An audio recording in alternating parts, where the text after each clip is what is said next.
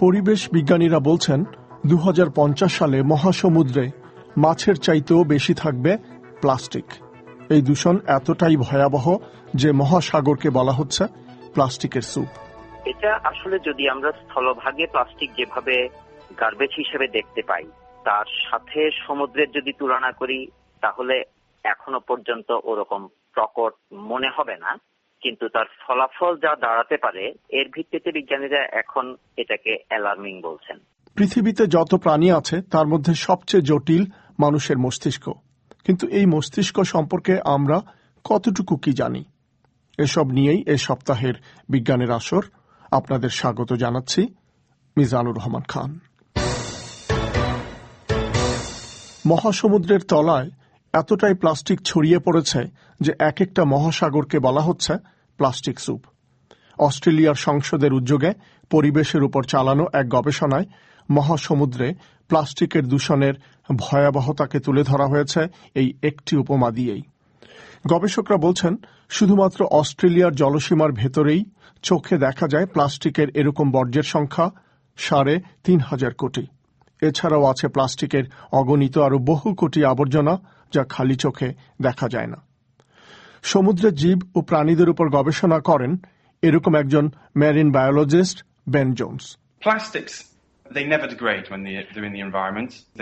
প্লাস্টিকের কখনো ক্ষয় হয় না।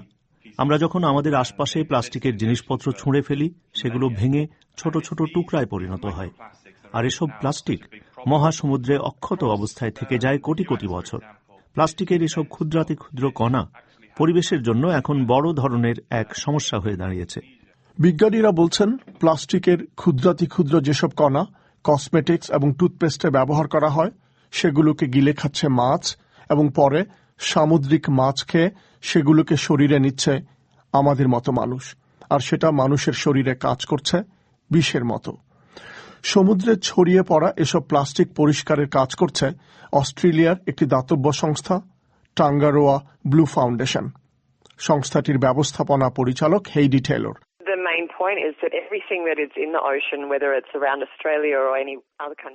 মূল কথা হচ্ছে, মহাসমুদ্রে যা কিছু আছে মানুষের আচার আচরণের কারণেই এসব ছড়িয়ে পড়েছে। তবে এই সমস্যার একটা সহজ সমাধান আছে। মানুষের এই আচার আচরণের মধ্যে শুধু একটা পরিবর্তন আনতে হবে। মহাসমুদ্রে প্লাস্টিকের এই দূষণ নিয়ে আমি কথা বলছিলাম বাংলাদেশে চট্টগ্রাম বিশ্ববিদ্যালয়ের সমুদ্র বিজ্ঞানী সাইদুর রহমান চৌধুরীর সাথে। তার কাছে আমি শুরুতেই জানতে চেয়েছিলাম এই দূষণের মাত্রা কতখানি প্রকট। এটা আসলে যদি আমরা স্থলভাগে প্লাস্টিক যেভাবে গার্বেজ হিসেবে দেখতে পাই, তার সাথে সমুদ্রের যদি তুলনা করি, তাহলে এখনো পর্যন্ত ওরকম প্রকট মনে হবে না। কিন্তু তার ফলাফল যা দাঁড়াতে পারে, এর ভিত্তিতে বিজ্ঞানীরা এখন এটাকে অ্যালার্মিং বলছেন। অ্যালার্মিং বলছেন এই জন্যে যে সমুদ্রের স্রোত আছে, তার মধ্যে বড় সমুদ্রগুলোয় স্রোতটা ঘূর্ণায়মান, এটাকে জায়ার বলে।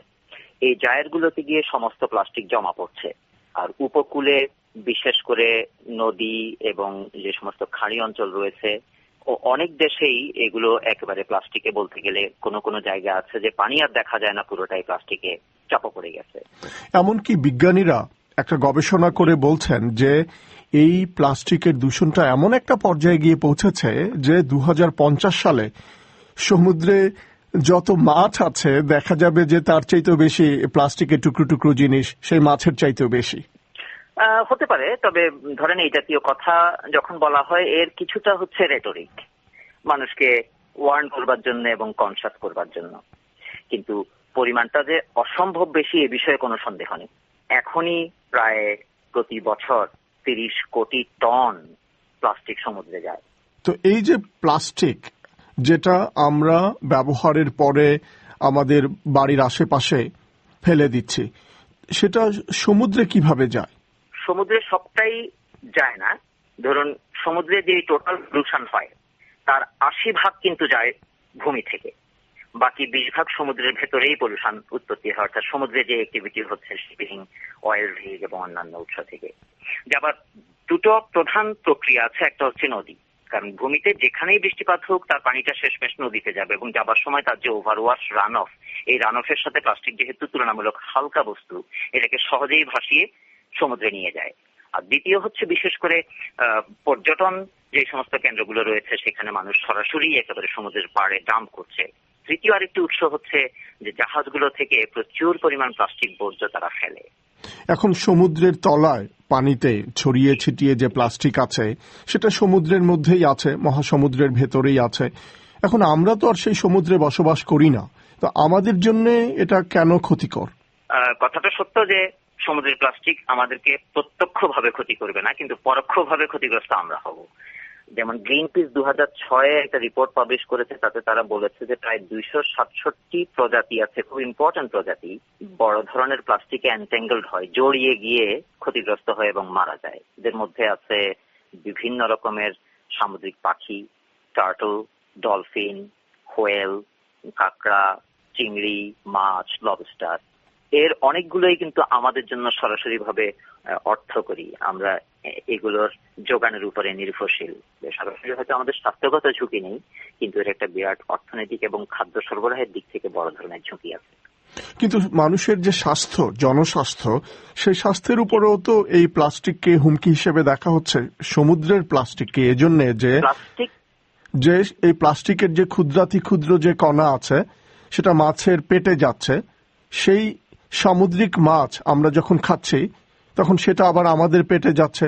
সেভাবে এই প্লাস্টিকটা একটা খাদ্য চক্রের ভেতরে ঢুকে পড়ছে। নিশ্চয়ই এটাও ঘটছে। প্লাস্টিক সমুদ্রে যে পরিমাণ যাচ্ছে, তিনভাবে তা বিরাজ করছে।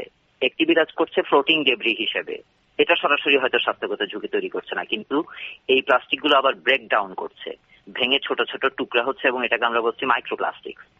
এই মাইক্রোপ্লাস্টিকটা আবার ইনজেস্ট করছে খাবার হিসেবে, খাবারের সাথে বা খাবার হিসেবে গ্রহণ করে ফেলছে ছোটখাটো মাছেরা, ছোট মাছ, বড় মাছেরা, এবং এই প্লাস্টিকের যে টক্সিক সাবস্টেন্স গুলো প্লাস্টিকের মধ্যে রয়েছে এগুলো খাদ্যচক্রের নিচু স্তর থেকে আস্তে আস্তে উঁচু স্তরের মাছগুলোতে যাচ্ছে, এবং যখন সেটা আমাদের কনজাম্পশনের জন্য যখন আসে তখন কিন্তু সেই প্লাস্টিকের যে রেসিডিউটা রয়েছে এটা বহুগুণ বৃদ্ধি পেয়ে কিন্তু আমরা গ্রহণ করছি। এখন এই বলা হচ্ছে যে এই প্লাস্টিকের দূষণের জন্য মানুষের কর্মকাণ্ডই দায়ী, মানুষই এসব প্লাস্টিক সমুদ্রে ছুঁড়ে ফেলছে, আর কোনোভাবে সেখানে যাচ্ছে না। এখন এই যে সমুদ্রে কোটি কোটি টন প্লাস্টিক ছড়িয়ে পড়েছে, এটা কি কোনোভাবে পরিষ্কার করা সম্ভব? আপনার প্রথম কথা সূত্রে অ্যাবসলিউটলি সমুদ্রের প্রতিটি পিস প্লাস্টিক মানুষের কারণেই যাচ্ছে। প্লাস্টিক তো ন্যাচারাল সাবস্টেন্স নয়, এটা ইন্ডাস্ট্রিয়াল প্রোডাক্ট। এখন যে পরিমাণ চলে গিয়েছে, একটা হচ্ছে তার রিকভারি অবশ্যই খুবই কষ্টসাধ্য এবং ব্যয় সাপেক্ষ হবে, যেহেতু এই প্লাস্টিকগুলো সমুদ্রে এক জায়গায় জড়ো হয়ে নেই যে আমি একটা স্টিমার দিয়ে একসাথে তুলে ফেলবো। প্লাস্টিক যাতে ভবিষ্যতে সমুদ্রে যায় কম, সেই ব্যবস্থা নেওয়াটা যতটা প্রাগম্যাটিক হবে, তা চলে গিয়েছে সেটাকে তুলে আনা খুবই খুবই দুষ্কর বিষয় হবে। বলছিলেন চট্টগ্রাম বিশ্ববিদ্যালয়ের সমুদ্র বিজ্ঞানী সাইদুর রহমান চৌধুরী। ব্রেইন ব্যাংক শুনতেই চমকে ওঠার মতো। হ্যাঁ, ব্রিটেনে এরকম 10টি ব্রেইন ব্যাংকের একটি নেটওয়ার্ক আছে। এখানে মানুষের মস্তিষ্ক রাখা আছে গবেষণার জন্য। মেডিকেল রিসার্চ কাউন্সিলের উদ্যোগে এসব মস্তিষ্ক সংগ্রহ ও সংরক্ষণ করা হয়। কিন্তু প্রশ্ন হচ্ছে, মানুষের মস্তিষ্কে বিশেষ কি আছে যা এই পৃথিবীর আর সবকিছু থেকে আমাদেরকে আলাদা করেছে? বিজ্ঞানীদের মতে পৃথিবীতে যত প্রাণী আছে তার মধ্যে মানুষের মস্তিষ্কই সবচেয়ে জটিল। বিবিসির ফার্গুস ওয়ালশ মানুষের মস্তিষ্ক দেখতে গিয়েছিলেন এরকমই একটি ব্যাংক, ব্রিস্টল ব্রেইন ব্যাংকে।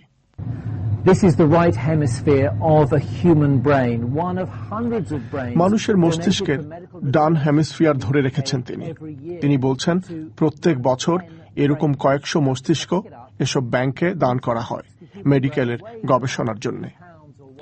মানুষের এই মস্তিষ্কের ওজন গড়ে 1.5 কিলোগ্রাম বা 1.5 কেজির মতো। মানব দেহের যে মোট ওজন তার 2% এই মস্তিষ্কের ওজন। মানব দেহের যে শক্তি তার 20% থাকে এই মস্তিষ্কের ভেতরে। থাকে 10,000 কোটি নার্ভ সেল বা নিউরন। এক একটি নিউরনের আছে 10,000 সংযোগ বা কানেকশন।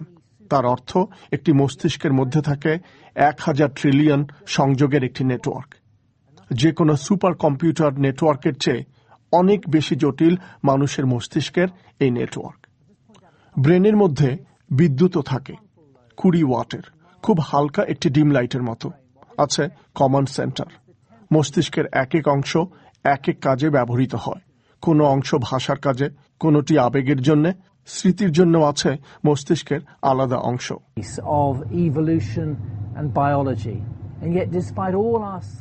জীববিজ্ঞান আর মানুষের বিবর্তনের জন্য মস্তিষ্কের মতো আর কিছুই নেই এই পৃথিবীতে। এটা একটা মাস্টারপিস। বিজ্ঞান সম্পর্কে আমরা কত কি জানি, কত কি আমরা আবিষ্কারও করেছি, কিন্তু মানুষের এই মস্তিষ্ক ঠিক কিভাবে কাজ করে এবং কখনো কখনো কেন মস্তিষ্ক বিগড়ে যায় বা কাজ করে না, এতদিনে আমরা তার খুব সামান্যই জানতে পেরেছি। আর এরই সাথে শেষ করছি এ সপ্তাহের বিজ্ঞানের আসর।